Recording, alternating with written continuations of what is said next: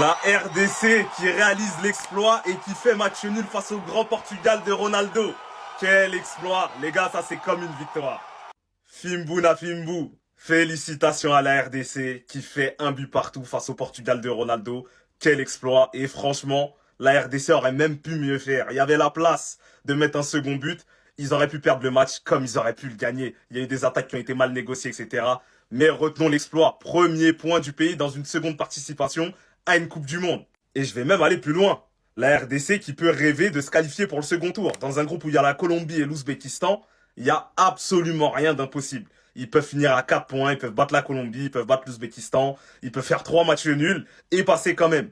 Donc là, tout est permis, tous les espoirs sont permis. Le match le plus dur, c'était celui-ci. Amis congolais, vous pouvez être très fiers de vous. Quel exploit, 20 sur 20.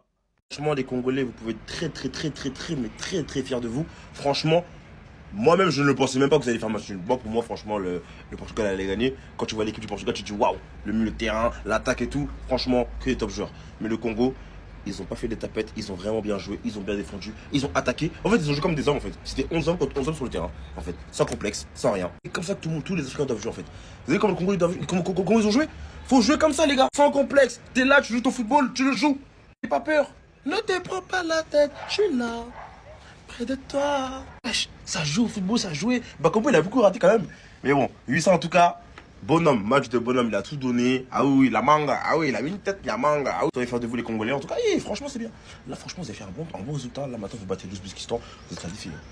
Je vous le dis. Donc, si le prochain match, je sais pas contre qui, en tout cas, gagne lieu, il faut être ça bien.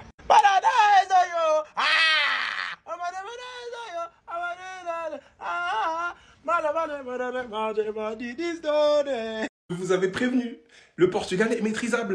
Cédric, vous avez prévenu, le Portugal est maîtrisable. Les Portugais qui sont venus insulter ma génération, mon arbre généalogique, Boyabino, Borosumba Lelo. Oh yeah, yeah, Asumbi. Félicitations, ils ont mangé la chicotte aujourd'hui. On a été mené 1-0. T'es d'homme à cette image. Donc c'est, en fait, on a été obnubilé dans les airs par rapport à CR7. Ça veut dire qu'on oblige Joao Neves. Joao Neves marque, parce que là il y a un retard au niveau du marquage. Donc bah marquer, joueur, voilà, ma belle en bref. Mais on n'a pas stressé, on n'a pas paniqué. On dirait qu'ils n'arrivaient pas à accélérer pour mettre le deuxième but. Maintenant, bis, il arrive. But de la tête. Voilà. Contre l'Algérie, la tête d'homme, on se qualifie. Mais bref, vas-y, c'est pas le sujet. Mais sinon, Vitinha.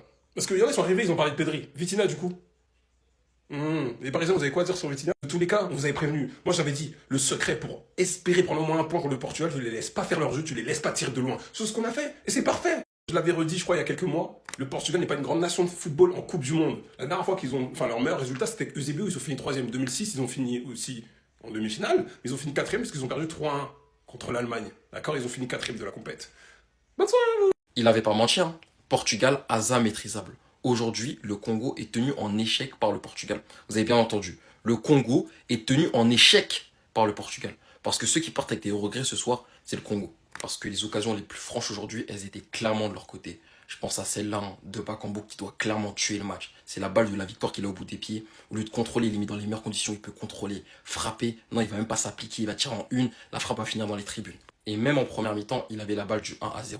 Là, ici, il arrive à passer entre deux défenseurs portugais. Au lieu d'aller servir Wissa, qui est tout seul dans l'axe, il va frapper. Encore une fois, ça finit dans les tribunes. Sa frappe, elle est totalement dévissée. Après, bien évidemment, malgré cette petite déception que les Congolais peuvent avoir ce soir, ils ont frappé un grand coup. Parce qu'il y a peu de personnes qui les voyaient accrocher un nul face au Portugal. Moi, le premier, pour moi, je les voyais perdre sur les matchs de préparation. C'était pas rassurant, mais aujourd'hui, en fait, ils ont montré qu'ils étaient clairement pas venus faire de la figuration en Coupe du Monde. Notamment porté par Wissa, qui est pour moi l'homme du match aujourd'hui. Il y avait des Ronaldo, des Vitinha, des Neves, des Nuno Mendes sur le terrain, mais celui qui m'a le plus marqué, celui qui a fait le plus gros match, c'est ce mec-là. Au-delà même d'avoir inscrit le premier but de l'histoire de la RDC en Coupe du Monde, et croyez-moi, au vu de ce qu'ils ont montré, ce ne sera pas le dernier, il a été incroyable. Franchement, techniquement, tu sens qu'il apporte cette touche qui manquait à cette équipe-là, qu'il a manqué à la CAN. Il est trop juste, il a gratté un nombre de ballons, je ne sais même pas comment il faisait. Dans les choix, c'était très souvent bon. Franchement, ça se voit que c'est le leader offensif de cette sélection, et on espère qu'il va continuer sur cette lancée. Tout comme la défense qui était au rendez-vous, qui était solide aujourd'hui. Certes, les Portugais ont une position assez stérile, mais si rien n'est passé, c'est parce que le bloc des Bleus était très solide et très compact. Je pense à Wan-Bissaka qui a fait un très gros match. Deux grosses interventions que j'ai en tête, dont celle-là sur Nuno Mendes, pareil Mbemba, match de patron, Kayembe. Pareil, franchement, cette équipe du Congo, elle a respecté. Moi, vous savez, je suis derrière toute l'Afrique, j'espère qu'ils iront le plus loin possible. Et en tout cas, là, ils ont toutes les cartes en main pour au moins sortir de poule. Pinès Toussaint qui gagne. c'est le 91 qui gagne. C'est la République démocratique du Congo qui gagne aujourd'hui. Yo, Kovo National, Yohan Wissa, merci beaucoup.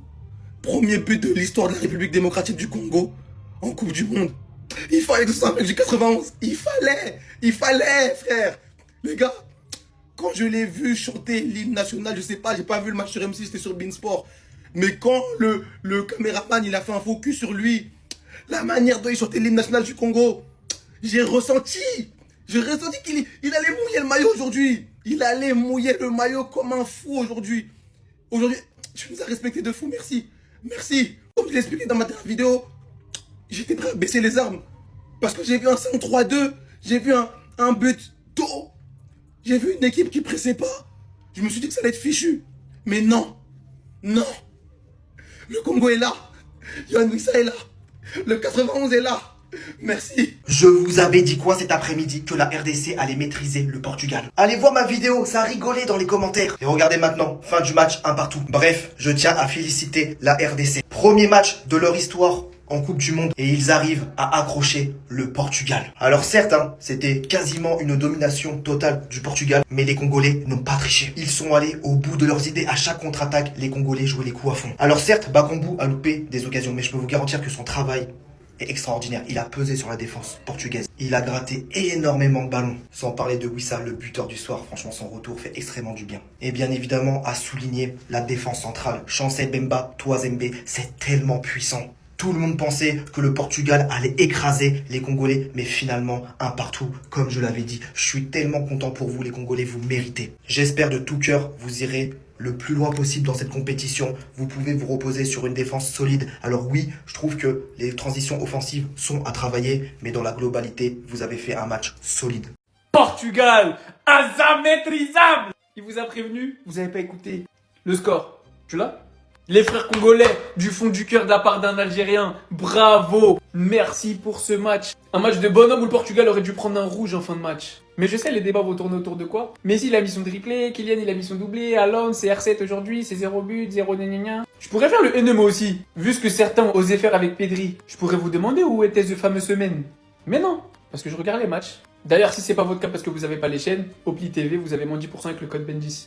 Vous pourrez tourner en rond autant que vous voulez.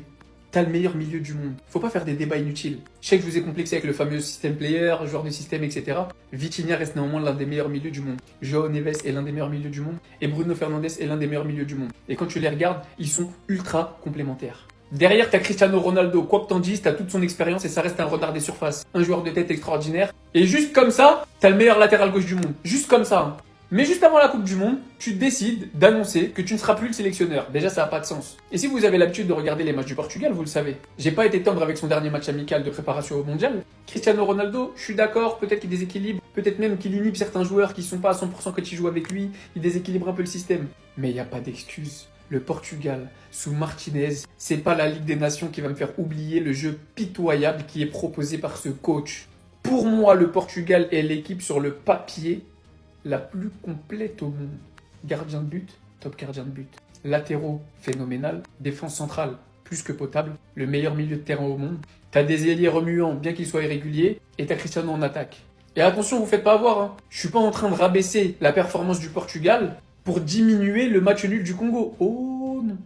Parce que le Congo a fait un match d'homme. Dites-vous qu'aujourd'hui, avec 25% de possession de balle, le Congo a réussi à avoir plus d'expected goals, plus de tirs cadrés et plus de grosses occasions. Ça en dit long sur la mentalité. Moi, je vous le dis, je suis fier quand je vois des sélections africaines réaliser ce genre d'exploit. Et aujourd'hui, on devrait même plus utiliser le terme exploit en vrai. Rien que ce genre de performance face aux tops équipes du classement FIFA mondial. Mais je tenais quand même à expliquer pour certains qui vont chercher des excuses à droite à gauche sur le Portugal, à chercher à taper sur Vitinha pour essayer de mettre Pedri en valeur, à essayer de taper sur Cristiano Ronaldo pour essayer de mettre Messi en valeur.